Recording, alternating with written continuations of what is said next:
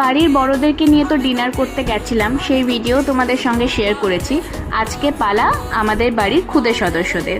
অনেক সময় না বাড়ির বড়জনের সঙ্গে সঙ্গে যারা খুদে সদস্য আছে তারাও কিন্তু একটু স্পেশাল অ্যাটেনশন অ্যান্ড ট্রিটমেন্ট খুবভাবে এক্সপেক্ট করে। তাই এইবার আমি আর সৌমেন ডিসাইড করেছিলাম আমার ভাই বোনের ফ্রেন্ডস সবাইকে নিয়ে চলে যাব রেস্টুরেন্টে। কোথায় যাব ভাবতে ভাবতে চলে আসলাম আমাদের গৌরীপুরের স্ট্রিট ফ্লেভারে। লাস্ট 5 ইয়ার্স আমি কিন্তু আর থাকি না ওখানে, তাই এখন খুব একটা ভালো এক্সপিরিয়েন্স নেই যে কোন রেস্টুরেন্টে নিয়ে গেলে আমরা খুব এনজয় করতে পারবো, সঙ্গে সঙ্গে ফুড অ্যান্ড অ্যাম্বিয়েন্স থাকবে একদম টপ লেভেলের।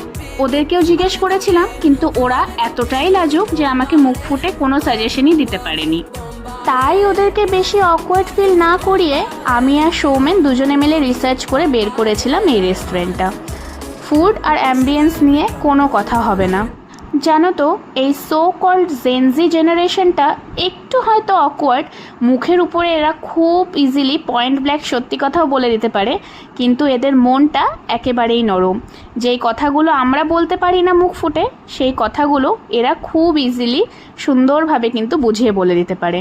একটা সুন্দর স্মৃতিচরণ করে নিলাম। তোমাদের ভিডিওটা কেমন লাগলো অবশ্যই জানিও। Bye bye.